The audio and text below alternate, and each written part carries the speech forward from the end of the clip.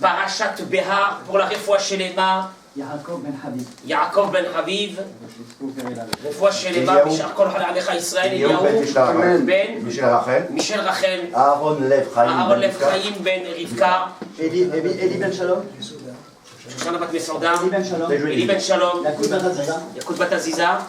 Zina Fresco. Laura Karsanti. Et l'Ilui Nishmat. Rabbi Meir bar Rachel. Et l'Ilui Nishmat Yoram. Chaim Yosef ben Tamar. Yonah Tartour. l'Ilui Nishmatam. Yehuda Tartour. Paracha de la semaine, Parachat Behar et Bechoukotai. Nous avons deux parachiotes cette semaine.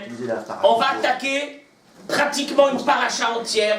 Donc on va aller très vite parce qu'il faut qu'on arrive à un enseignement majeur dans notre vie. Bezrat Hashem. La paracha elle commence. Vaïdaber Hashem et Moshe Behar Sinaï Lemo. Hashem parla à Moshe sur le mont Sinaï en disant Daber et Béné Israël, parle aux enfants d'Israël. Quand vous arriverez dans la terre, Veshata Aret Shabbat Lachem, la terre se reposera un repos pour l'éternel. Sheshanim Tizra Sadecha, 6 ans, tu ensemenceras ton champ, et durant 6 ans, tu tailleras ta vigne.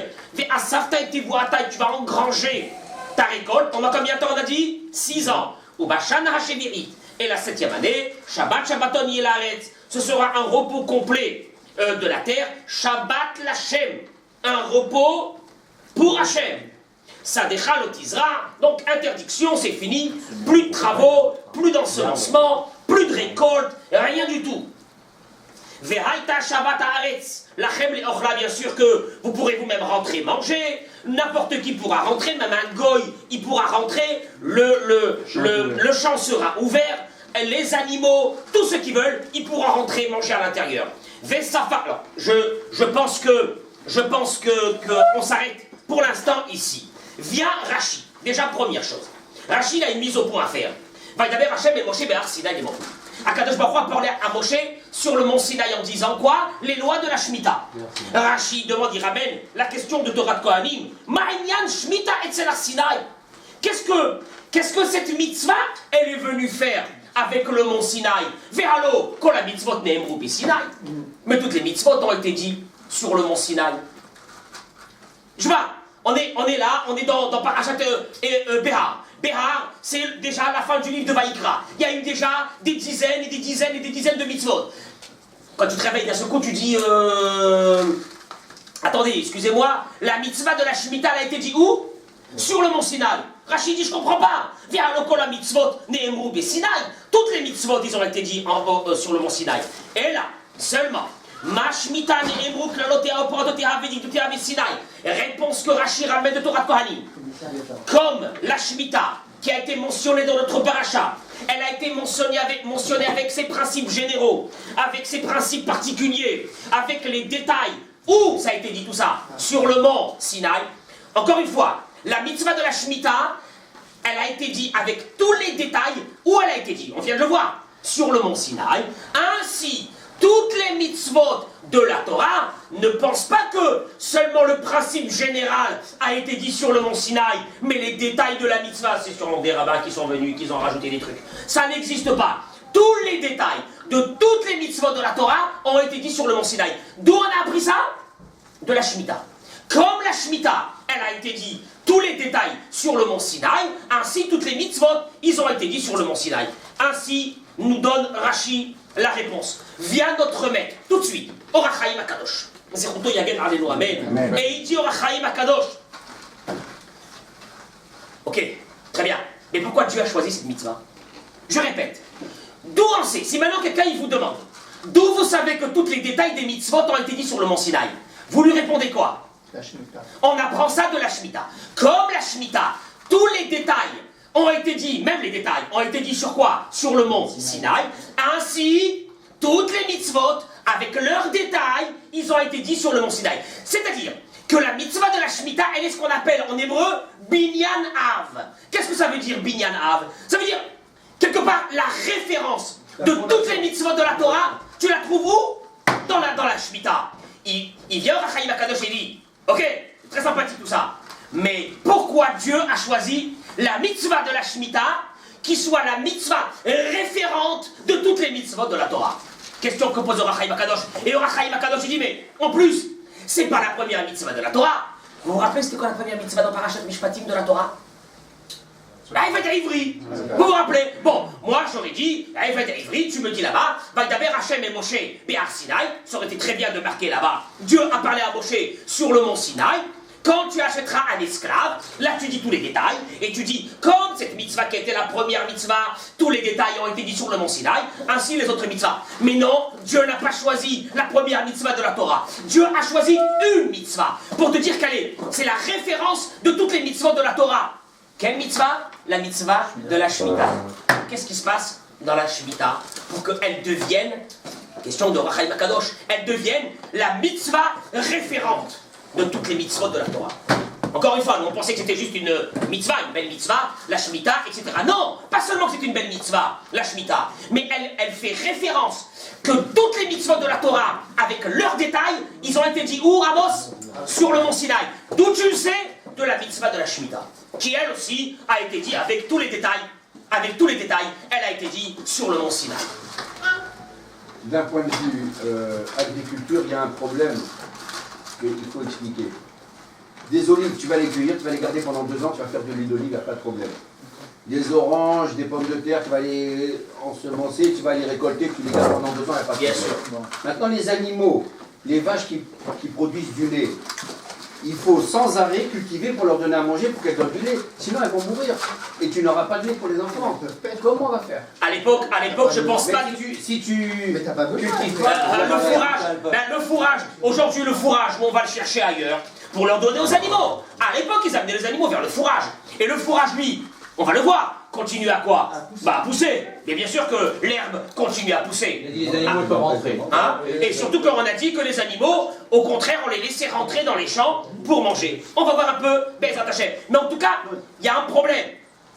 Torah de Kohanim est venu nous dire que la mitzvah de Shemitah, quelque part, c'est la mitzvah référente de toutes les mitzvahs de la Torah. Qu'est-ce qu'il y a de spécial dans cette mitzvah? Très bien. Celui qui fait attention à la composition des sujets dans la paracha, il va trouver cela très étrange. Pourquoi très étrange? Parce qu'il faut aller avec une règle qui est connue, que dans une paracha, quand on a mis des sujets, qui en apparence, ils ont l'air quoi? Différents les uns des autres, cherchez bien, il y a un lien. Ils n'ont pas été mis par hasard comme ça, Akadosh Baruch Hu, il est venu, il a dit, tiens, ce sujet, je ne sais pas où le mettre, je le mets là. Celui-là où je le mets, celui-là, je le mets là. Celui-là, je vais leur faire une grosse paracha, ils vont rester à la synagogue longtemps, je leur mets plein. Non, c'est pas comme ça. Il y a une règle générale, c'est que les sujets qui ont été mis dans une paracha, il y a quoi? Un lien entre ces sujets. On va essayer de voir quels sont les sujets de notre paracha. La Torah, elle a commencé donc par la mitzvah, je viens de vous le lire, de la Shemitah. Deuxième sujet que la Torah nous dit. La Torah nous dit, bien voilà, après que tu as compté 7 ans, tu compteras maintenant 7 fois 7 ans. La 49e année, ça sera l'année de la Shemitah. Et la 50e année, ça sera l'année de quoi? Du jubilé. C'est quoi l'année du jubilé? Allez voir un petit peu dans la paracha. C'était celui qui avait un serviteur, il devait le rendre, le libérer. Celui qui avait acheté une maison, il devait rendre la maison. À l'époque, on n'achetait pas une maison comme aujourd'hui pour tout le temps. On achetait une maison, c'était un bail. Baruch Haba Beshem Hashem. Un bail. C'est quoi un bail? Ça veut dire qu'au prorata des années qui restaient jusqu'au Yovel. Tu as acheté une maison, il restait 49 ans pour le Yovel, tu l'as payé cher. Mais quand tu vas acheter une maison, je sais pas moi, tu vas acheter une maison à Tel Aviv, on te dit combien il reste jusqu'au Yovel, tu regardes le calendrier du Yovel, dans 10 ans c'est le Yovel, tu le payes au prorata de ces 10 années. Au moment du Yovel, tu rends la maison. Et où tu vas toi? Tu retournes à l'hôtel. Mais non! Reprends ta maison. Tu reprends ta maison toi aussi! T'as vendu ta maison pour acheter celle-là! Donc tu reprends. En fin de compte, le but était aussi, selon nos sages, c'est que chaque tribu, tous les 50 ans, se retrouvait dans la terre qui avait été donnée à cette tribu par Akadosh Baruch Hu, au début où ils sont rentrés avec Josué en Israël. Donc, je vous laisse bien regarder tout le sujet du Yovel. On termine le sujet du Yovel. La Torah continue. Aucun rapport. Bon, pour l'instant, la Shemitah, le Yovel, c'est bon. Shemitah et Yovel, il y a un rapport. 7 fois 7 ans, tu comptes, bien sûr. Troisième sujet. Quand tu vends ou tu achètes quelque chose de ton prochain, Altonu Ishet arrive. Vous ne léserez pas l'un l'autre. En d'autres mots, interdiction d'escroquer quelqu'un. Parce qu'il y a beaucoup de personnes qui appellent ça du business. De l'escroquerie, c'est du business. Ça veut dire quoi? Tu vas vendre, je sais pas moi, tu sais que ta voiture elle a un très gros problème. Qu'est-ce que tu fais? Tu la vends, tu dis rien. Le type, le malheureux, il arrive vers Porte-Maillot, la voiture elle tombe en panne. Tu lui dis mon pote, c'est business. C'est business. C'est pas business. On appelle ça escroquerie. L'autonou, Ishataramito, pardon? Comment?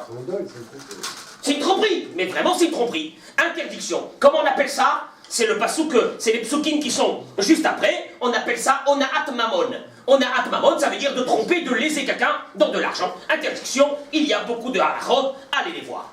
Suite de la paracha. Écoutez bien parce qu'il y a quand même quelque chose qui ne va pas. Bon, on a hâte dvarim. On a hâte dvarim, là aussi la Torah te dit, interdiction de quoi? Eh bien de léser son prochain par des paroles.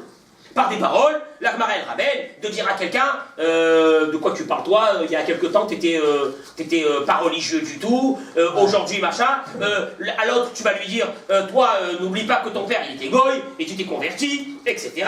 Interdiction de ce qu'on appelle de léser quelqu'un et de faire souffrir quelqu'un par la parole. On appelle ça humiliation. C'est une forme d'humiliation, c'est une forme de cruauté. Il y a encore d'autres choses. Il y a Ona Advarim par exemple, c'est un conseil. Un mauvais conseil. Par exemple, tu dis à quelqu'un, écoute, je crois que l'appartement que tu as ici, il vaut mieux que tu la vendes plus tôt parce que je sens que ça va baisser. Au fait, c'est toi qui as envie de l'acheter. D'accord? Donc c'est des conseils qui veulent rien dire, qui sont en faveur du conseilleur. Et ça, c'est interdit. On appelle ça Ona Advarim. Je continue. La Torah, j'avance. La Torah, d'un seul coup, bon, on a terminé avec ça. On retourne, c'est quand même bizarre. Et puis on dirait que la Torah, elle a oublié de nous dire certaines choses sur la Shemitah, d'un seul coup. Qu'est-ce qu'il y a? Elle reprend. Comme si que d'un seul coup, elle s'est arrêtée, elle a parlé de la Shemitah, du Yovel, elle a parlé de celui qui vend des objets, de faire attention de ne pas léser l'autre, interdiction de léser une personne par la parole, et la Torah elle retourne dans la Shemitah. D'un seul coup. Qu'est-ce qu'il y a? Il fallait terminer le sujet de la Shemitah. Qu'est-ce que la Torah elle continue? Et elle dit: la terre va donner des fruits. V'achaltem la sova. Vous mangerez à satiété. V'shavtem la betachalea. Voilà. La Torah te dit voilà. La parnassa, elle va être là. Tu vas manger. Tu vas être bien. Tu auras une grande bracha dans tout ce que tu fais. Et on va le voir d'ailleurs. Ce que nous dit Rashi. Rashi nous dit tout de suite que on reviendra sur ça. On va voir un petit peu qu'est-ce qui se passe ici. Bon. La Torah a repris la Shemitah. Tout à l'heure, on va revenir dans cette partie de la Shemitah qu'on n'a pas encore vue. Très bien. Sujet suivant. Un homme qui devient pauvre, enfin qui s'appauvrit, et qui va vendre une partie de son héritage. Il vend ses champs, il vend une partie de son héritage. Ou Bako Aloa Karovela, il y a des halachot que quelqu'un a le droit de sa famille de venir, s'il a des moyens, de racheter pour lui ce terrain qu'il a vendu. Très bien. Donc là, qu'est-ce qu'il fait? Il vend quoi? Il vend sa terre. La Torah elle continue. Ishkin korbet moshav. Quelqu'un qui vend sa maison. Alors, il y avait des maisons dans des villes entourées de murailles, d'autres qui ne sont pas entourées de murailles. Il y a un certain temps qu'on a le droit de racheter la maison. En d'autres mots, quand on vendait une maison, l'acheteur savait que pendant un certain temps, quelqu'un de la famille qui avait les moyens avait le droit de quoi? De racheter la maison. Comment? Mais bien sûr. Je ne sais pas si ça existe au moment où c'est de la vente. Non, le réméré. Je te vends un truc, mais on ne fera pas. Le racheter. Je continue. C'est une clause. Au prix ou Peut-être, voilà, au prix. Bon, en tout cas, il y a des halachot sur ça. Celui qui a vendu donc son champ, celui qui a vendu sa maison, je continue. La Torah continue d'un seul coup. Il s'est appauvri, il est devenu tellement pauvre qu'il prête. Il prête de l'argent. Emprunte de l'argent, pardon, Mechila. Interdiction de lui prêter de l'argent avec des intérêts. Ribit. Interdiction. D'ailleurs, Rashi dit, le passage qui continue dit, Veyareta melokecha, et tu craindras Dieu. Il n'y a pas beaucoup de mitzvot où tout de suite, à côté de la mitzvah, il est écrit, tu craindras Dieu. Pourquoi tu craindras Dieu? Qu'est-ce qu'il y a de spécial dans cette mitzvah? Rachid dit, les fils chez l'ardo, chez la dame, l'être humain, il est attiré par l'usure. Et c'est difficile de s'en séparer. Et l'homme, la personne, elle trouve des permissions pour le faire.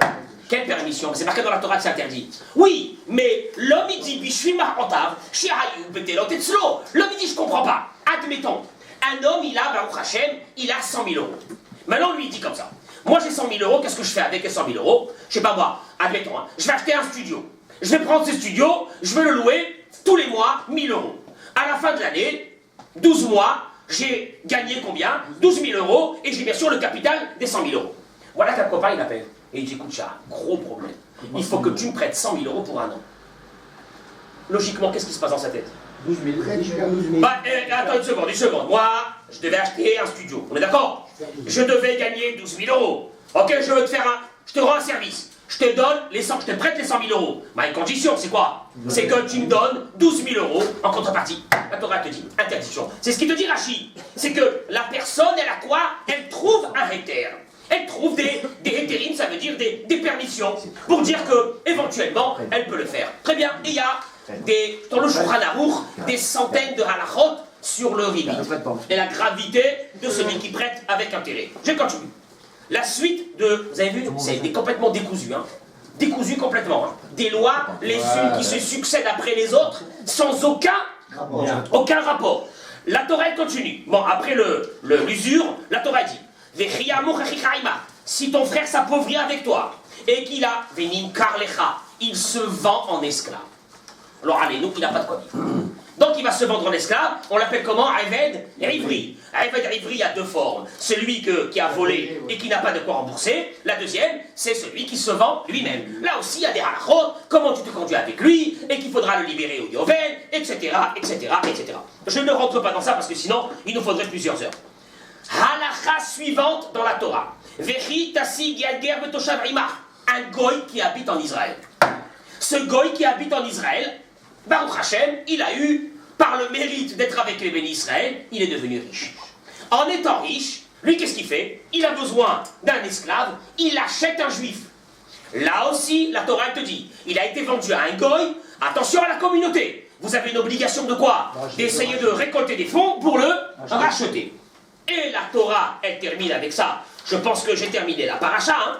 C'est quoi? Les guerres. Bien, la Torah te dit, Vilim kar les guerres tosha. Donc il a été vendu à un goy ou à une idole. Qu'est-ce que ça veut dire à une idole? Ça veut dire qu'il a été vendu à une idole. Rachid dit, qu'est-ce que ça veut dire les équerres à une idole? Alors, il y a le degré, il a été vendu à un juif. Degré suivant, il a été vendu à un goy. Le degré suivant, c'est qu'il a été vendu liot shamash. Il a été vendu pour être le shamash de l'église.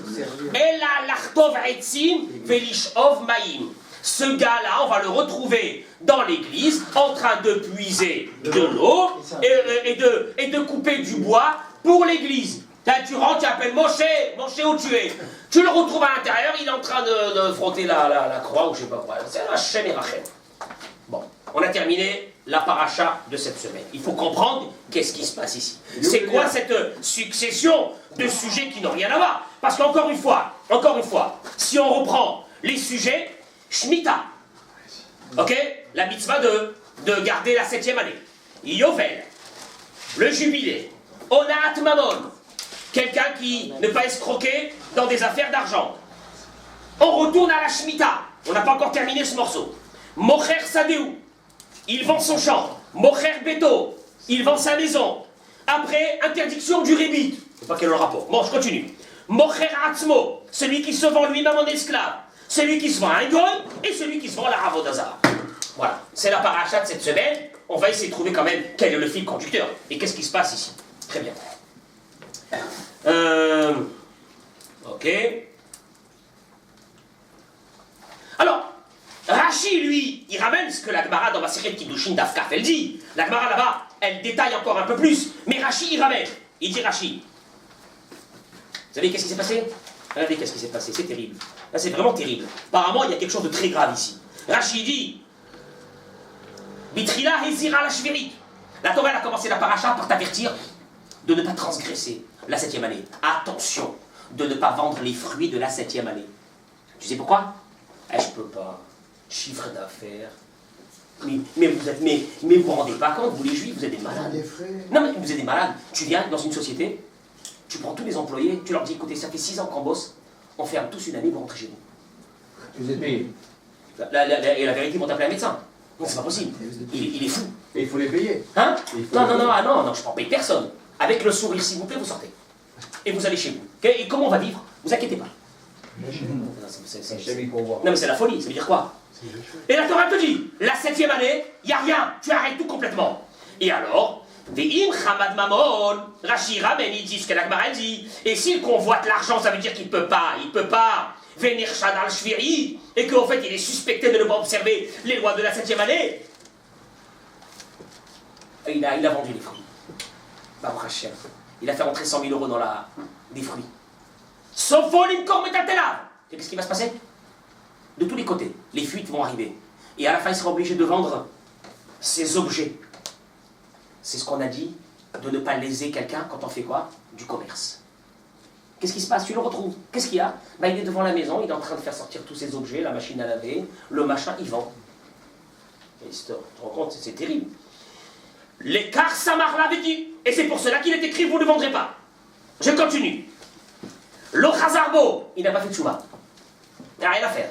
Pas fait de chouva. Ils ne se rendent pas compte de ce qu'il fait. Il n'a pas fait de chouva. Sauf Mocher Achouzato. À la fin, il est obligé de vendre son champ. Le Khazar, ou en tout cas, pas tous les champs, mais une partie de ses champs. C'est ce qui est marqué.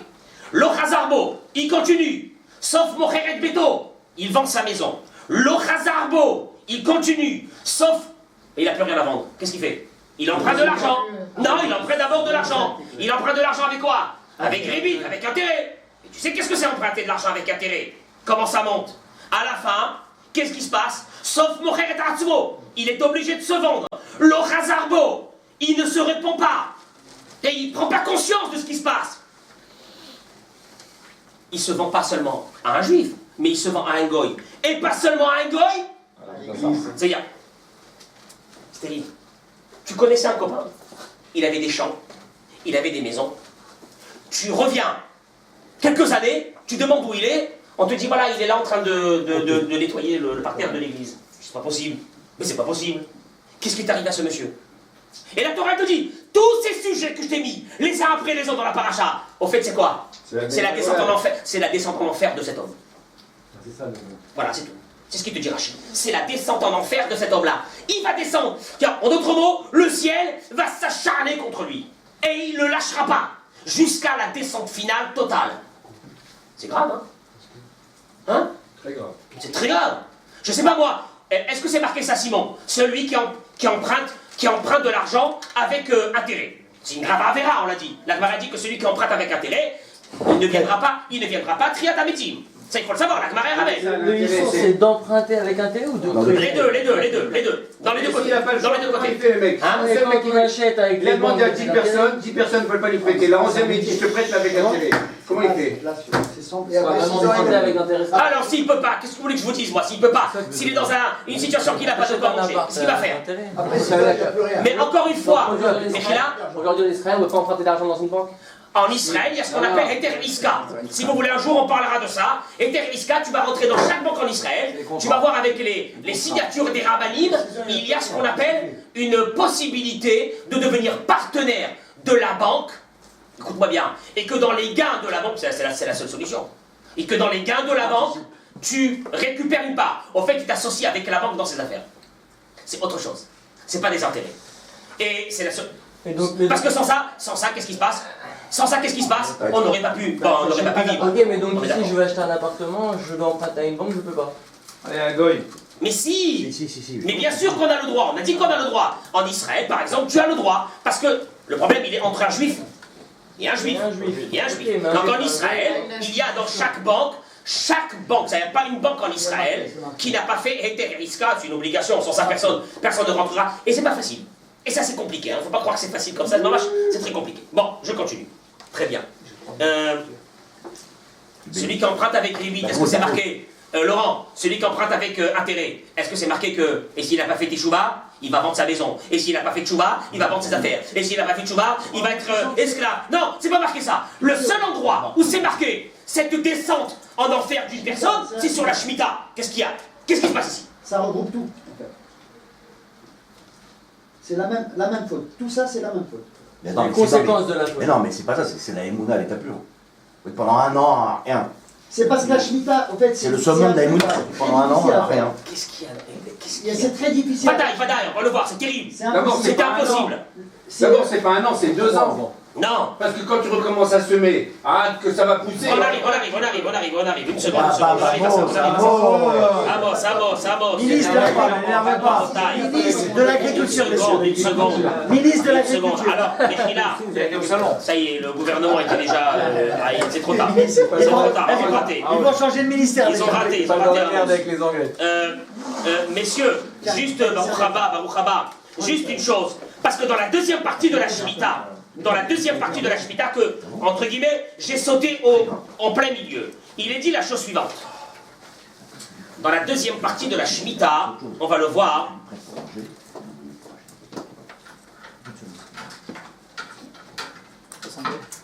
Non mais, vous vous rendez compte qu'Akadosh Baruch Hu, qu'est-ce qu'il fait? Cet homme-là, qu'est-ce qu'il voulait faire? Je garde mon champ. Je veux rester propriétaire de mon champ. Qu'est-ce que ça veut dire, je joue mon champ, que tout le monde va rentrer et que je ne rentre pas à l'intérieur? Tu vois bien que quand même que la punition, elle est quoi? Dieu il dit, tu as voulu garder et dire que c'est toi le patron de ton champ, je t'enlève tout. Mais par contre, je t'enlève tout, et tu auras un maître sur ta tête. Et pas n'importe quel maître, mais le curé de la paroisse. Voilà, c'est clair.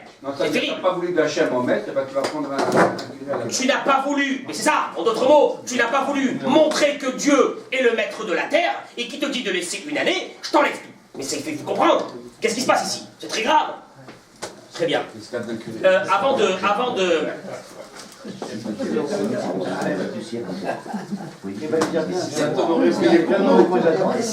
C'est notre dame. On va voir tout ça. Alors, messieurs, quand même, je reviens sur un détail. Je reviens sur un détail qui est très important qu'on n'a pas. C'est le manque de confiance.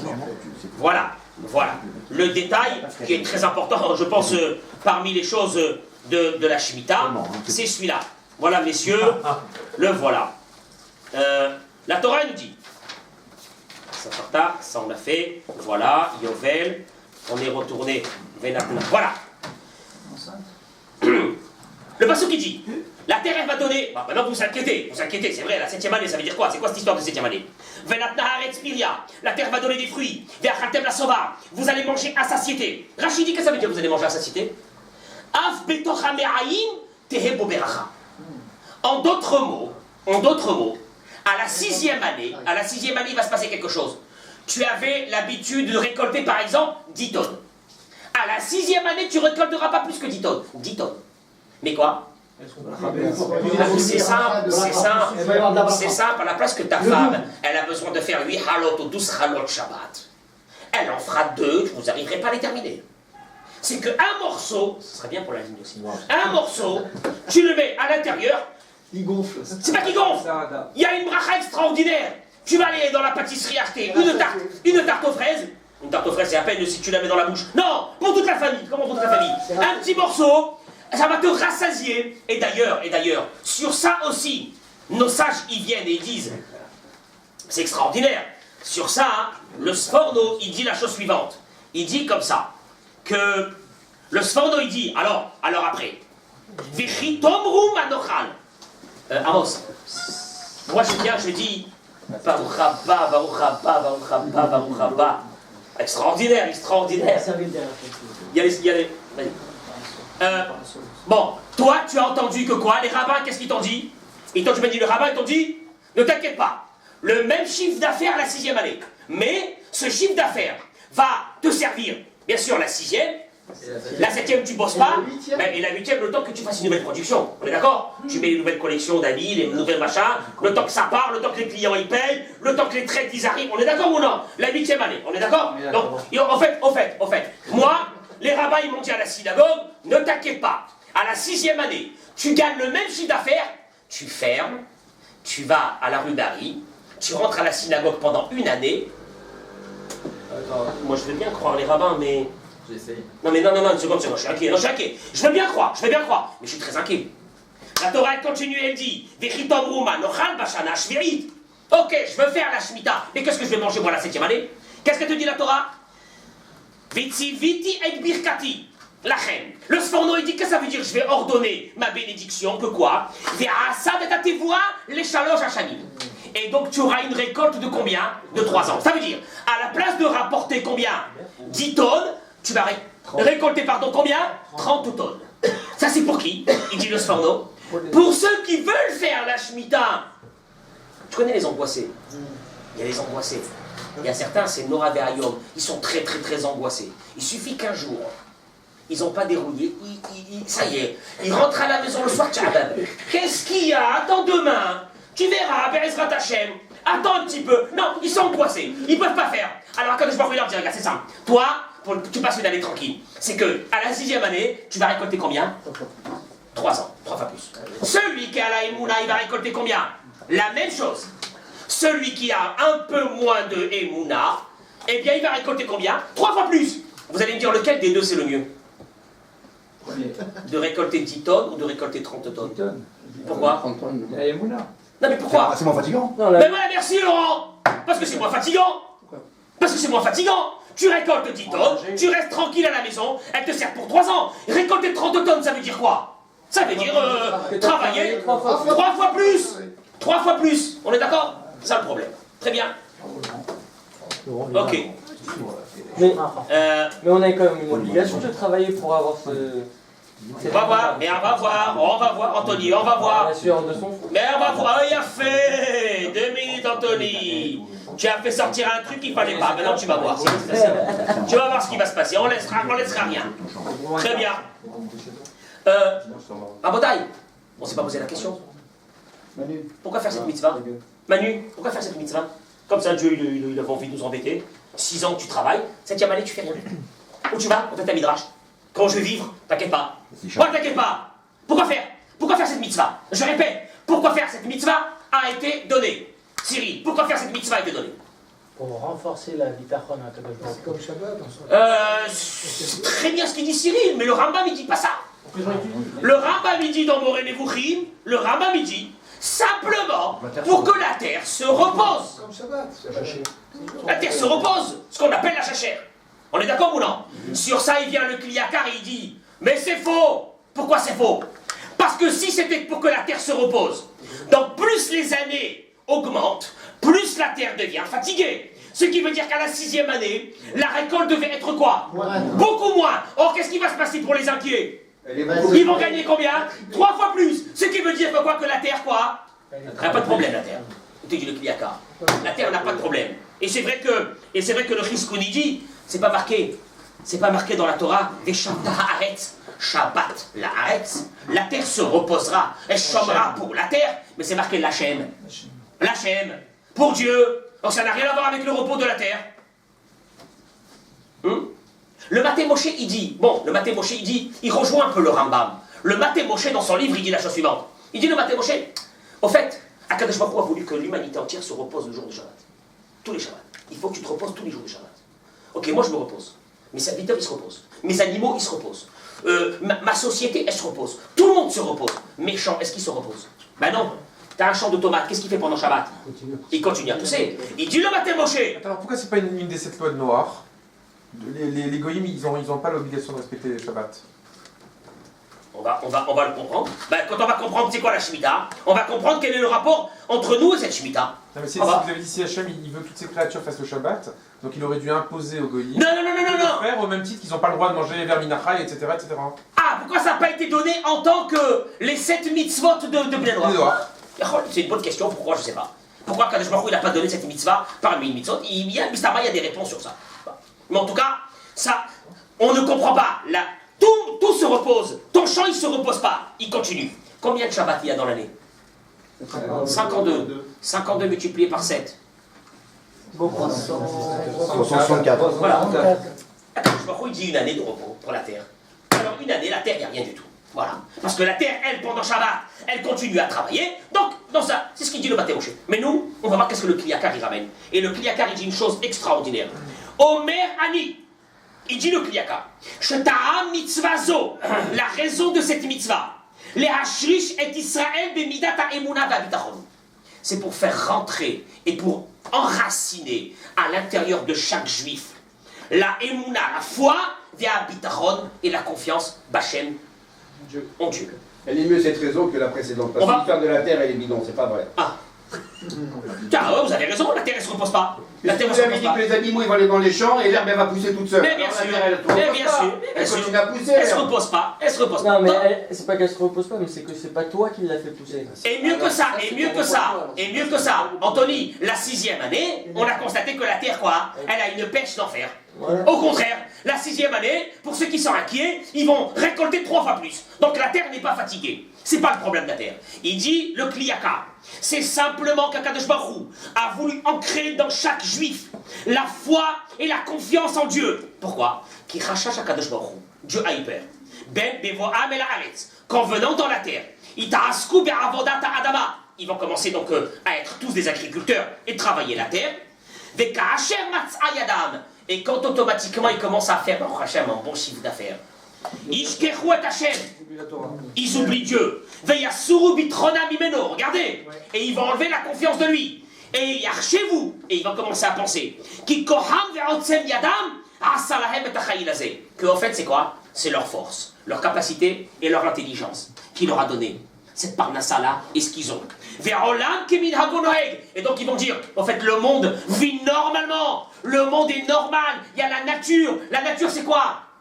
Ben la nature c'est je fais des affaires, la nature c'est que je suis fif dans les affaires, et c'est pour ça que je réussis, et c'est personne d'autre, c'est moi, il n'y a que moi qui fait.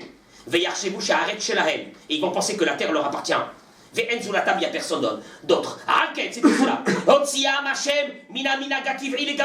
Dieu, il les a fait sortir complètement de la nature. Que quoi? Alors regardez qu'est-ce qu'il dit le Kliyakar. En principe, en 6 ans, chez les Goïm, ils ont l'habitude de travailler 2 ans et de mettre en jachère la 3e année. C'est-à-dire qu'en 6 ans, ils ont mis eux en jachère combien? 2 fois. Et nous, il dit le Kliyakar et il termine, nous à la 6e année, la terre va donner quoi? Beaucoup plus que tout ce qu'elle a donné pendant les 6 ans. Ce qui veut dire que quoi? Que là tu rentres dans une conscience qui est que quoi? Que en fait, ce n'est pas ta force qui va t'amener la parnassa, mais c'est qui? C'est Akadosh Baruch Hu. C'était une réalité que tous les 6 ans, les bénis Israël regardaient, observaient, arrêtaient de travailler, et là ils se rendaient compte que la parnassa ne venait pas d'eux, elle venait d'Akadosh Baruch Hu. Ça c'est ce qu'il dit le Kliyakar. Pour essayer de comprendre les paroles du Kliyakar, il faut d'abord bien revenir à quelque chose de fondamental. C'est que la Torah nous dit, Anthony, j'arrive à ce que tu m'as dit tout à l'heure. Akadosh Baruch Hu, il a pris Adam Arishon et l'a mis dans le Gan Eden. Il est écrit, Vaikach Hashem Elokim et Adam. Dieu a pris l'homme. Vayanicheu began Eden. Il a mis dans le jardin d'Éden les Ovda ou les Shomra. Les Ovda pour le faire travailler et la garder. La garder de qui? Il n'y a personne, il est seul. Les Ovda, c'est quoi les Ovda? Travailler la terre. Apparemment, Adam Arishon était quoi le premier? Agriculteur. C'est faux. Il dit le Midrash. Shema Tomar, Yesh Melacha Began Eden. Le Midrash dans Pirkei de Rabbi Eliezer Perek Yubed dit quoi, il y avait du boulot, il y avait du travail à faire. Mais non, jusqu'à ce qu'elle est venue là. Kol ha'ilanot nitzmachim me'elehem. Les arbres poussaient seuls. Il continue le Midrash et il dit peut-être qu'il fallait l'arroser. Là aussi, c'est pas la peine, c'est pas vrai parce que c'est marqué Venahar Yotze mi'Eden. Il y avait un fleuve qui arrosait là-bas tout. Donc ça sert à quoi? Donc ça veut dire quoi? Pour la travailler et la garder. Réponse du Midrash. Il dit le Midrash, et là, la Asok Bedivrei Torah. Adam Arishon a été mis dans le jardin d'Éden pour une seule chose, Simon. Étudier la Torah. Et garder quoi? Garder les mitzvot. Sur ça, il vient justement le Zohar. Et il dit, les Ovda, les mitzvot assez. Les mitzvahs positives. Les Shomra. Pardon, je répète, de le servir, c'est les mitzvot positives. De garder, c'est les mitzvot négatives. Voilà. En deux mots. La Gemara dit dans ma Sechet Sanhedrin, page Nuntet, Adam Arishon était installé dans le Gan Eden, et il y avait des anges, ils lui grillaient des viandes. Voilà, c'est d'abord que c'est venu, qu'ils n'arrêtent pas à la hache. et il lui rafraîchissait du vin. En deux mots, le projet d'Hachem dans le monde a été que l'être humain, Anthony, n'a pas besoin de travailler. Il est venu pour autre chose. Qu'est-ce qui s'est passé? Après quelques heures qu'il a été mis dans le monde, comme il est écrit le Midrash, c'est fini. Il s'est habitué. Il s'est habitué au. Non, mais justement, le travail, c'est. Non, qu'est-ce qu'il a fait? Il a mangé quoi? Le fruit du bien et du mal. Le fruit du bien et du mal. Qu'est-ce qui s'est passé à ce moment-là? Kadosh Baruch Hu, qu'est-ce qu'il lui dit? Tu vas travailler, oui. Hein? Tu vas travailler. Ah, non, c'est pas ça, d'abord. Avant ça, qu'est-ce qu'il lui dit? Il lui dit à Kadosh Baruch Hu, Kotz vedardar tatzmiach lach. Dans ton champ, il va y avoir des ronces et des épines. Du blé, mais pas que du blé. Du blé, des ronces et des épines. Et deuxième chose, à la sueur de ton front, tu vas manger. Ça veut dire quoi? Eh bien, Rabotai, une chose est sûre. Non, parce que... Il ne travaille pas pour sa part de ça, il travaille pour réparer la faute. Oh, on va voir, Anthony, il y a fait mort. Et bien, on va voir quelle est la réparation. T'as pris les cours chez C'est le problème de la réparation. Une seconde. Encore une fois, je reviens, Anthony. La Gemara, elle vient dans ma Masechet Kiddushin Daf Pebet et elle dit Rabbi Shimon ben Elazar Omer. Rabbi Shimon ben Elazar, il dit, parce qu'il y a un problème. Miyama iloraiti tzvikayatz. Il dit Rabbi Shimon, de ma vie, j'ai jamais vu un cerf qui était en train de faire ce qu'on appelle les ronds de figues. À l'époque, on faisait des ronds de figues pour les faire sécher. J'ai jamais vu de ma vie ça. Ve'ari Sabal. J'ai jamais vu un lion qui porte des chargements. Ve'shual Henvali. Et un renard qui tient un commerce. J'ai jamais vu de ma vie ça. En d'autres mots, qu'est-ce qu'il dit Rabbi Shimon? Il dit Rabbi Shimon, C'est contre nature. Messieurs, dans l'humanité aujourd'hui, il y a une population de plusieurs milliards d'individus, en d'autres mots les animaux, qui, eux, le mot Parnassa, mais qu'est-ce qu'ils s'en fichent complètement? Jamais on a vu, on est d'accord ou non? Le lion, il a faim, qu'est-ce qu'il fait? Il chasse. Il sort. Aujourd'hui. Non, est-ce qu'il a fait une université pour apprendre à chasser? Non, rien. Il sort, instinctivement, il voit un zèbre, Aouchat Saouraïm, repas de midi. On est d'accord ou non? Est-ce qu'il a fait des études pour ça? Rien. Il dit Rabbi Shimon, je comprends pas. Les animaux... Dieu, jusqu'à aujourd'hui, il a fait... Parce qu'il y a quelqu'un qui va me dire, mais ça n'existe pas ça dans le monde, que quelqu'un mange sans travailler. Alors, Rabbi Shimon lui te dit, c'est faux ce que tu dis. Il y a une population de milliards d'animaux qui mangent tous les jours à leur faim sans travailler. Manu. Pas tous. Nos parents, ils nous ont pris, nos parents, ils nous ont pris, ils nous ont jetés dans une crèche. On pleurait. Et ils t'ont dit, c'est là-bas que tu vas commencer. Après, il fallait qu'on soit éduqué. Après, qu'on passe le bac. Après, qu'on fasse des études. On a fini les études. Tu les vois à la gare de l'Est. Ils arrivent avec le train, il est 6h du matin. Ils rentrent chez eux, il est 20h. 99% de leur vie, elle est bouffée que pour manger. Tu te rends compte ça ou non? La vie d'un être humain, c'est quoi? En deux mots, la vie d'un être humain, c'est quoi? La parnassa. Il n'y a rien d'autre. Il dit, Ribono shel olam. Cyril, j'ai jamais vu qu'un animal avait besoin de travailler pour manger. Alors qu'est-ce qui se passe avec nous? Et il dit Rabbi Shimon, Hem lo livreu, l'animal est venu dans ce monde pour me servir. C'est-à-dire que dans l'échelle de la hiérarchie, il y a qui d'abord? Nous d'abord. Et après, il y a qui? Les animaux. Et eux, ils ont de quoi manger sans travailler, et nous non. Et il dit, il termine et il dit, et là seulement, chez Areoti et Marasai, j'ai perverti mes actions, dès qu'ils partaient par l'insati. Et j'ai perdu ma parnassa. Le Pnei Yoshua, il dit qu'il fait, Rabbi Shimon, il fait référence à qui? À Adam Arishon. Que Adam Arishon, en faisant la faute de manger le fruit du bien et du mal, qu'est-ce qu'il a fait? Eh bien, on a perdu la parnassa. C'est-à-dire que le projet humain, Laurent, de la base, c'était quoi à la base? C'était quoi? Que l'être humain n'a pas besoin de travailler. L'être humain avait un autre avenir dans ce monde. C'est pas de perdre sa vie. Skin, jusqu'à quand? Jusqu'à la retraite. Bon, mais cette retraite, elle avance d'année en année. On te dit avant 65 ans. Maintenant, on va bientôt arriver, ils vont nous dire la retraite à 75 ans. Comment tu vas faire? Quelle retraite?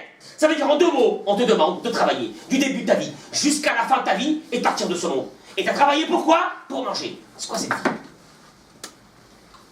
Il dit Rav Dessler, dans Mirtab Meliaou, et il dit une chose terrible. Il dit Rav Dessler, dans Chelek Aleph, de Mirtab Meliaou, il dit comme ça, que il faut comprendre une chose, Simon. Akadosh Baruch Hu ne punit pas quelqu'un Écoutez bien, Cyril. La punition, c'est pas une vengeance chez Dieu. La punition, c'est quoi? Une réparation de la faute. Une vraie réparation de la faute. Et donc, il dit Rav Dessler, il faut qu'il y ait un lien entre la faute et la punition. Parce que s'il n'y a pas de lien, il n'y a pas de réparation, on est bien d'accord. Je sais pas moi, quelqu'un, il salit un endroit, on lui dit, la punition, c'est quoi? C'est de nettoyer. Donc, entre le nettoyage et... Bah oui, il faut qu'il y ait un rapport. On va pas lui dire, bon, t'as sali, tu vas aller me chercher un truc dehors. Ça n'a rien à voir. On est bien d'accord. Il dit Rav Dessler, où est le lien entre la faute d'Adam Arishon d'avoir mangé le fruit du bien et du mal, et le problème, qu'est-ce qu'il m'a dit? Ah, t'as mangé le fruit? Eh ben c'est très bien. À partir de maintenant, tu sais quoi? Ton champ, il va faire pousser quoi? Des épines, des ronces avec ton blé. Et deuxièmement, tu mangeras la sueur de ton front. Je vais bien, mais quel est le rapport avec le fruit que j'ai mangé? Il vient Rav Dessler et il dit une chose. L'être humain, Adam Arishon, quand il a été créé dans ce monde, écoutez bien, Adam Arishon était programmé pour une seule chose, d'accomplir ce qu'on appelle le bien absolu. Comme un ange. C'est quoi le bien absolu? Complètement, tout entier pour Dieu. Au moment où il a mangé le fruit du bien et du mal, à partir de ce moment, il n'y a plus de bien absolu. Le bien absolu n'existe plus. Même si quelqu'un va faire une très grande mitzvah, sinon, à l'intérieur de lui, qu'est-ce qu'il y a? Un peu de gavra, un peu de satisfaction personnelle, un peu de choses. Un peu de récompense. Un peu de récompense, Akadosh Baruch Hu, il va me donner, etc. Donc, en d'autres mots, le bien absolu, dit Rav Dessler, il n'existe pas. Akadosh Baruch Hu lui a dit, avant que tu manges le fruit du bien et du mal, il y avait chez toi le bien absolu. Au moment où tu as mangé le fruit du bien et du mal, maintenant à l'intérieur de toi il y a ce bien et ce mal, et donc même ton action la plus belle, il y a à l'intérieur quoi? Du mal. Et alors tu sais quel est, Anthony, tu sais qu'est-ce que tu dois faire à partir de maintenant? Tu vas aller récolter le blé. Et mais dans le blé il n'y aura pas que du blé, il y aura aussi quoi? Des ronces. Et ton travail sera de quoi? De séparer les ronces et de faire sortir le blé. Traduction. C'est joli ça, mais on n'est pas des agriculteurs. On n'est pas des agriculteurs. Il dit, Rav Wolbe dans son livre Aléchour, il explique les paroles de Rav Dessler. Et il dit la chose suivante. Akadosh Baruch Hu te dit une chose. Maintenant, à partir de maintenant, Cyril, tu sais quel est ton travail dans ce monde? C'est que ta parnassa, dans ta parnassa, on parle de la parnassa, Dieu il te dit, à la sueur de ton front, tu iras manger. À la sueur de ton front, tu iras travailler. On est bien d'accord? Mais ton travail, il sera quoi? De trier à l'intérieur le bien, d'enlever le bien et de laisser le mal. C'est quoi le bien? Le bien, c'est de te dire une chose, que toute ta réussite dans la parnassa, elle est venue de qui? D'Akadosh Baruch Hu. Le mal, les ronces, c'est quoi les ronces? Il te dira Rav Dessler, c'est d'enlever de toi et de te dire, c'est mes capacités qui m'ont fait que j'ai pu réussir. Le but de l'être humain dans ce monde, c'est de réparer la faute d'Adam Arishon. Comment? Eh bien, que dans son travail, dans son quotidien, il prenne conscience que sa réussite, s'il en a, ne vient pas de lui. Et ça sera un grand nisayon, un très grand nisayon dans la vie d'un être humain. C'est de quoi? De se dire, ah, quand ça va pas, mais quand ça va, qu'est-ce que l'être humain dit? Ah, Baruch Hashem, J'ai bien bossé. heureusement que je suis là. Ils font rien tous ici dans la boîte. Heureusement que je suis là. Si j'étais pas là, elle aurait coulé la boîte. On le dit tous les jours, ça. Et Akadosh Baruch Hu te dit une chose. Là, le problème, il est quoi? Le problème, il est quoi? Enlève les ronces. Enlève les ronces parce qu'il y a dedans le mal et le bien. Le mal, c'est de dire Kohi ve'otsem yadi, c'est ma force qui m'a fait ça. Jette ça de côté. Garde une seule chose. C'est Akadosh Baruch Hu qui m'a donné la possibilité de réussir. Dans ce que j'ai réussi, c'est lui qui me l'a donné. Rabotaï, et regardez que c'est tellement vrai cette chose-là. On arrive au moment de Mahamad Arsinaï, bientôt dans quelques jours. Qu'est-ce qui se passe? Messieurs, Chazal nous disent, on est revenu à ce que était Adam Arishon avant la faute. Conséquence directe de ça, c'était quoi? Ben, il y a plus de... Le modèle économique disparaît. Puisque tout le problème de l'économie, du travail, nous est venu par quoi? Par la faute de qui? D'Adam Arishon. Mais quand on est arrivé à Adam Arishon avant la faute, qu'est-ce qui se passe à ce moment-là? Eh bien, il n'y a plus besoin de travailler. 40 ans, des millions de personnes vivent dans une situation où il n'y a plus d'économie. Vous vous rendez compte que ça veut dire plus d'économie? C'est pas que ça. Parce que le modèle économique que nous avons aujourd'hui, c'est quoi? 1, le travail. 2, c'est quoi? Travail. Non, travailler plus pour gagner plus. Ce Hamar qui nous a dit ça, ça voulait rien dire. Parce que celui qui travaillait plus pour gagner plus, il a ramené à la maison plus qu'une mesure de manne. Qu'est-ce qui lui est arrivé à la mesure de manne en plus qu'il avait à la maison? Elle pourrissait. Donc le mot travailler plus pour gagner plus a disparu. Le mot, mieux que ça, travailler peu pour gagner peu, aussi il a disparu. Parce que Hamamaït, l'Ohsir, même celui qui a ramassé un petit peu, en arrivant chez lui à la maison, il n'a pas manqué. Rabotai, c'était ça, ça a été ça, ce qui est arrivé à ce moment-là au Béné Israël. Malheureusement, ça a duré combien de temps? 40 jours. Et après 40 jours, qu'est-ce qu'ils ont fait? Ils ont fauté le veau d'or. Et à ce moment-là, qu'est-ce qui s'est passé? Akadosh Baruch Hu, il a dit c'est terminé. Mais Berahamav, Akadosh Baruch Hu, il a décidé de nous laisser la manne pendant ces 40 ans. Mais au fait, cette manne, elle est le concept originel de l'être humain, c'était que quoi? Qu'il devait vivre sans travailler.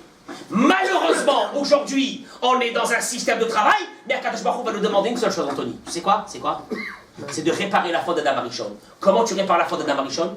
En te disant, j'enlève les ronces. C'est quoi j'enlève les ronces? Chaque fois que je vais réussir, qu'est-ce que je me dis? C'est pas moi, c'est pas moi, c'est Akadosh Baruch Hu. C'est un très grand Nisayon. On va encore, il nous reste encore juste 5 minutes. Chazal nous disent, quel est le rapport entre la Shemitah et le mont Sinaï? On revient au début. La mitzvah référente. On a découvert que la mitzvah référente, c'est quoi? C'est la Shemitah. Pourquoi la Shemitah? Qu'est-ce qu'il y a de spécial dans la Shemitah? Parce qu'Akadosh Baruch Hu, il te dit, mon cher ami, regarde, il y a un gros problème. C'est quoi le gros problème? C'est que toute ta vie, tu vas être dans l'inquiétude au niveau de la Parnassa. Alors moi, je veux te rappeler une seule chose. Akadosh Baruch Hu, il dit, 6 ans. Monsieur Fima, la 7e année, qu'est-ce que tu fais? Tu fermes. Pourquoi tu fermes? Vaïdaber Hashem el Moshe Behar Sinaï, il est mort. Dieu, il a parlé sur le mont Sinaï. Qu'est-ce que ça veut dire sur le mont Sinaï? Mais toutes les mitzvot, elles ont été données sur le mont Sinaï. Oui, mais une chose, le mont Sinaï devrait te rappeler, Laurent, quoi? Qu'il est arrivé une époque où l'être humain n'avait plus besoin de travailler. En d'autres mots, la Parnassa, ta subsistance, ta vie, elle dépendait de qui? D'Akadosh Baruch Hu. Donc, quand tu vas dire, aïe, aïe, aïe, aïe, aïe, aïe, comment je vais fermer le champ? Comment je vais fermer le magasin? C'est pas possible. Et Akadosh Baruch Hu va te dire quoi? Rappelle-toi que dans le mont Sinaï, ce qui s'est passé à la création du monde est revenu encore une fois. C'est quoi? C'est que, en fin de compte, le modèle économique, Cyril, que nous connaissons, n'existait plus du tout, et que Akadosh Baruch Hu donnait la manne au Béni Israël. C'est quelque chose qui est terrible. Et regardez, juste pour terminer. La Gemara dans Masechet Nida, parce que quand même c'est gênant cette histoire-là. Benjamin, il faut travailler plus pour gagner plus. Non, tu vas travailler combien? Ah bah tu vas travailler que quelques heures, tu vas pas gagner. Ah bah tu gagneras là. Monsieur, si vous voulez dans la boîte être important et gagner bien, bah, il faudra vous y mettre. C'est normal, c'est comme ça. Et la camarade dans ma Masechet Nida, elle dit, Rabbi Hanina, Bar Papa, il dit, Oto malach hamemune ala irayon. Il y a un ange qui va prendre la goutte, celle qui va faire de cette goutte-là un bébé. Et la Gemara dit, Venotel tipa, il prend cette goutte. Uma mida lifna kadosh baruch hu, que bienvenue, il amène devant Dieu. Veomer il dit, ribono shel olam, maître du monde. Tipa zo matea alea. Cette goutte-là, qu'est-ce qu'elle va devenir? Gibor o halash. Fort ou faible? C'est décidé à la base, hein. Ah bon? Non, c'est pas la peine. Les salles de sport, ça veut rien dire. C'est décidé à la base. Avant la naissance. Bah oui, Avant qu'il devienne un bébé. Avant qu'il devienne un bébé. Je continue. Chacham au tipesh. Il n'y a rien à faire. Il y a Ahmar, il y a Chacham. Il n'y a rien à faire. Il y a des gens qui vont te dire, mais Dieu bénit s'il lui a donné un... Bébé. Il y a des gens, ils vont prendre une page de Gemara, ils vont la lire comme ça et ils vont te copier. Tu peux rien faire. Il y en a d'autres, nous 3 lignes de Gemara, tu vas mourir. Bon, c'est pas, une seconde. C'est pas pour ça que celui qui se catalogue qui pêche, qui se dit alors donc dans ce cas-là, vu que je suis qui pêche, j'ai pas besoin d'aller étudier la Torah. Non, ça c'est faux. Mais c'est comme ça. Mais la Gemara continue et dit Ashir Rohani. J'ai joué. C'est bon. C'est cuit déjà. Mais là tu comprends. Les Là, sont pipés. non mais là tu comprends maintenant. Là tu comprends maintenant, tu vas voir un milliardaire. Il sait même pas lire. Tu dirais bon chez là, mais c'est pas possible.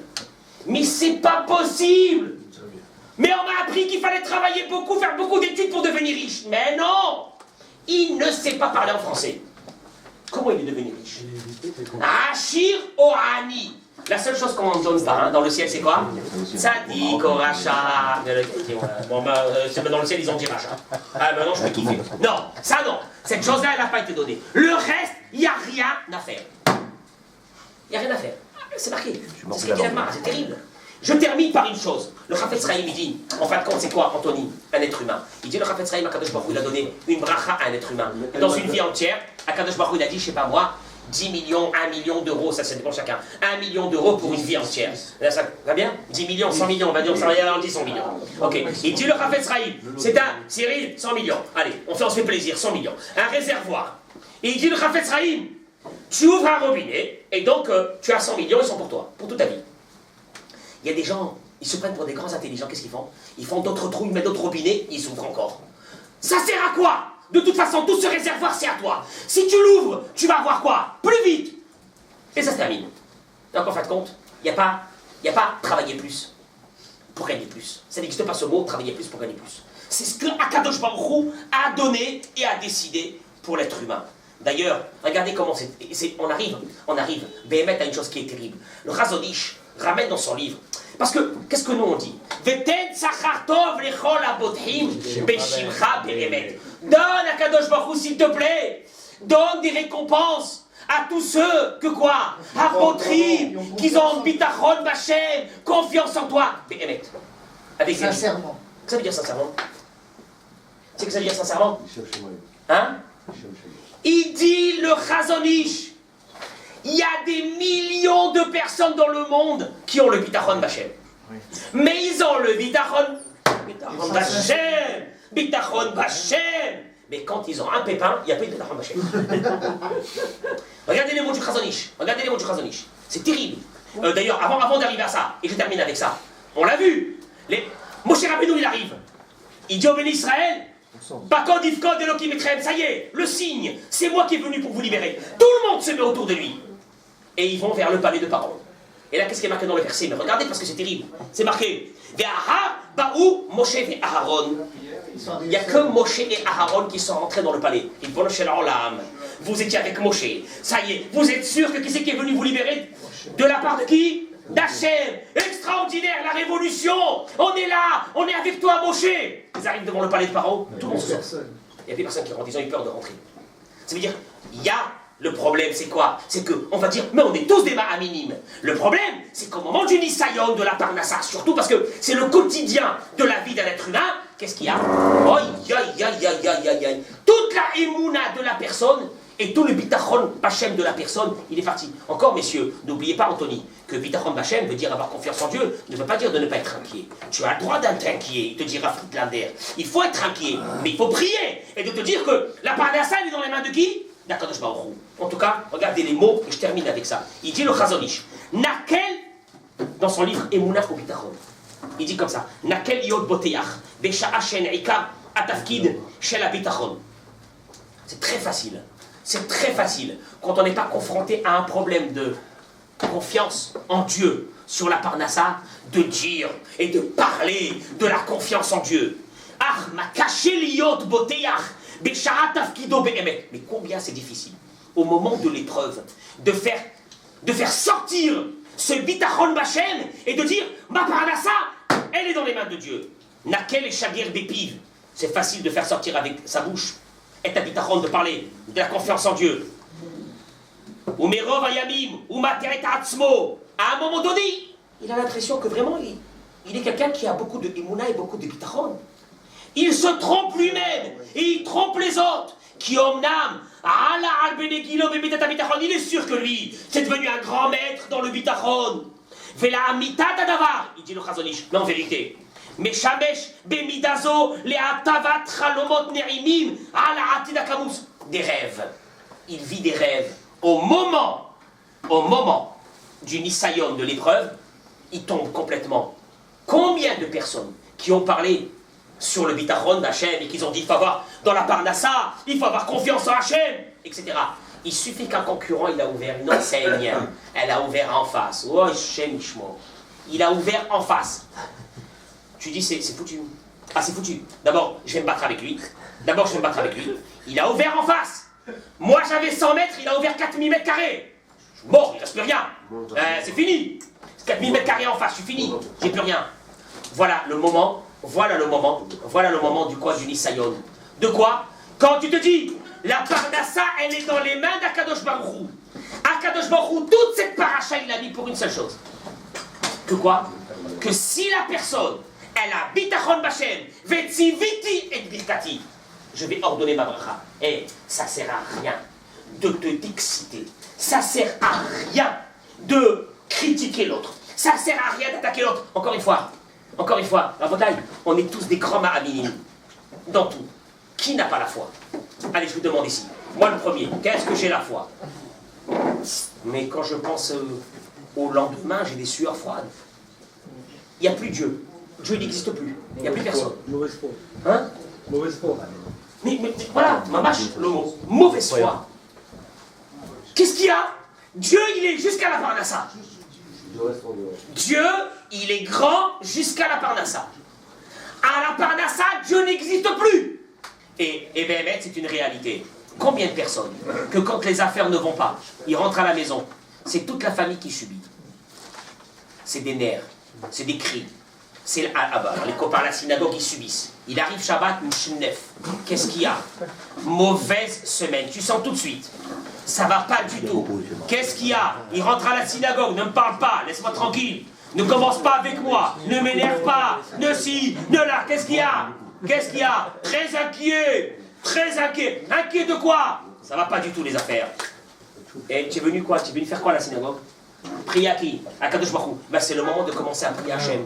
C'est le moment, après que tu es inquiet, pas d'attaquer les concurrents, pas d'attaquer ta femme, qui n'a rien fait dans cette histoire, pas d'attaquer tes enfants, pas d'attaquer tes parents, pas d'attaquer tes amis. Attaque quoi? Tout commence à prier. Bitachon b'Hashem, c'est ça. Une chose, une paracha entière, même une paracha entière de la Torah. Elle est venue te dire quelque chose. C'est clair, c'est net. La bracha de la parnassa ne tient pas du tout dans les mains de l'homme. Et vous allez voir dans votre vie que des gens improbables, Dieu leur a fait pleuvoir sur eux une bracha, mais une folie. Une folie. Tu te dis, mais c'est pas possible, il y a un truc qui va pas.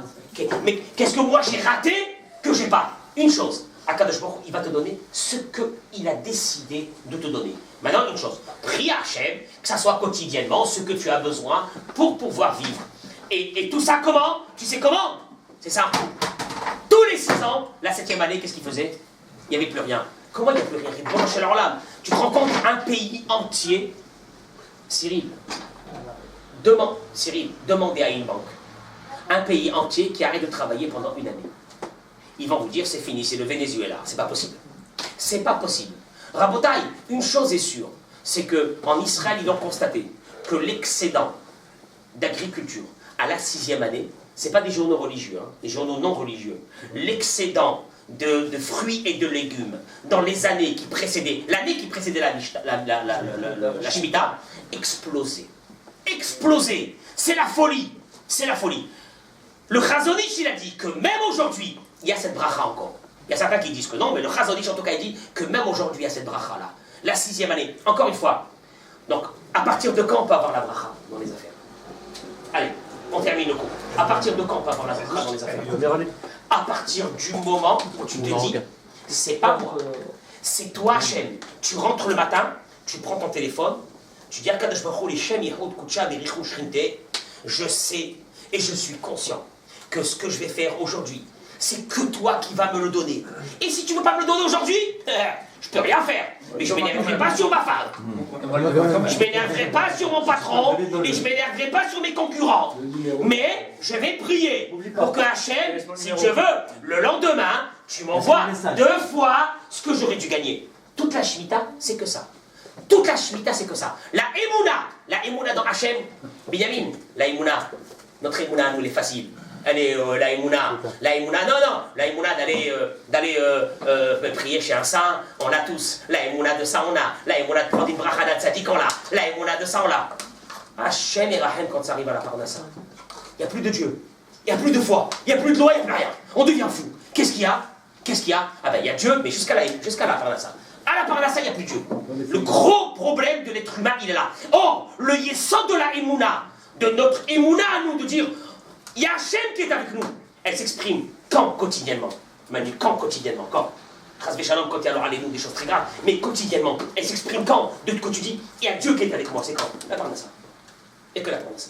On est d'accord que la Shemitah, ça s'adresse qu'à l'agriculture. C'est pas les fabricants de vêtements. Ah, les prêts. Comment il rattrape? Les prêts aussi. Le coton. Les prêts, les costumes. La Shemitah, c'est que l'agriculture. Mais certainement. Mais t'as ta Shemitah. Mais à l'époque, Mechila, Amos, Mechila, à l'époque, la majeure partie de l'humanité était quoi? Les agriculteurs. Mais nous, qu'est-ce qu'on apprend d'ici? Rien n'a changé. Qu'est-ce qu'on apprend d'ici, nous? C'est que même dans le high-tech aujourd'hui, que tu veux dire ce que tu veux, il y a une loi immuable. Non, il n'y a pas la crise. Il y a une loi immuable. Il y a des gens qui ont fait fortune, même maintenant. Ah, mais il paraît que la conjoncture est devenue très difficile. Il y a des gens qui font fortune. Ça veut dire quoi? Pas dans Chasvé Shalom, dans des mauvaises choses. Il y a des gens qui font fortune. En Israël, ils ont inventé un concept là pour la voiture, là, comment il s'appelle? 15 milliards de dollars. Dans de l'air, c'est rien. C'est un appareil qui fait comme ça, qui regarde, machin. 15 milliards de dollars. Ça veut dire que quoi? Ça veut dire qu'Akadosh Baruch Hu, aujourd'hui encore, il donne, et il a une possibilité la même qu'avant. Rien n'a changé. Akadosh Baruch Hu, il s'est pas fatigué. Et encore une fois, la terre, elle est venue t'apprendre une chose, c'est quoi? Tu fermes. Mais Rimpono chez la Rolam, je vais fermer une année, mais c'est de la folie. Mais vous vous rendez même pas compte. Je vais mettre ma famille en danger. Je vais mettre. Tu veux dire quoi? Tu es fou. Tu t'arrêtes comme ça la 7e année. Ni chômage? Rien. Même pas un petit chômage, un petit truc, rien. Mais. Non, vous êtes fous. Hein. Vous êtes des fous. Vous êtes des fous. De là, cette idée de la Emouna, Binyamin, elle est très difficile. Toutes les Emounotes sont faciles. La pire des Emounotes, celle qu'on n'arrive pas à l'intégrer, c'est quelle? C'est la Emouna sur la Parnassa. Et c'est celle-là que cette paracha est venue te montrer. Une chose, renforce-toi dans ça. Parce si on avait le temps, on aurait développé beaucoup. Mais renforce-toi dans ça. Parce que c'est le yesod de la Emouna. Le yesod de la Emouna, c'est pas simplement d'embrasser un Sefer Torah. Tu embrasses un Sefer Torah. C'est pas le yesod de la Emouna. Le yesod de la Emouna, c'est que le soir, tu rentres avec un grand sourire à la maison. Et tu dis à ta femme, j'ai rien fait aujourd'hui. Demain, Be'ezrat Hashem, je vais prier, je vais aller faire Mincha Arbi, et si Dieu il veut, pas si Dieu veut, comme ça, si Dieu veut, et si Dieu il veut, demain, il m'enverra une belle Parnassa.